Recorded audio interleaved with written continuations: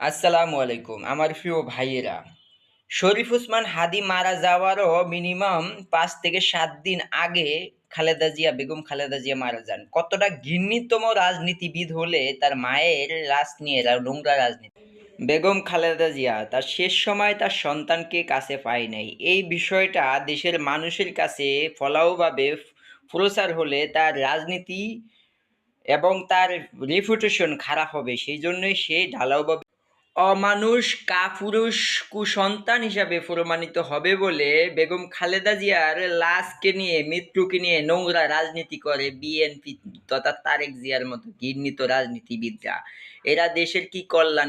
যেখানে জামাত ইসলামের নেতাকর্মী ফাঁসির দড়ি গলায় নিল দেশকে ভালোবেসে, সেখানে বিএনপির প্রধান নেতা বর্তমান মুচলেখা দিয়ে নিজের স্বার্থসিদ্ধির জন্য লন্ডনে যেয়ে ক্যাসিনো ব্যবসা আরম্ভ করে দিয়েছে। এই Likey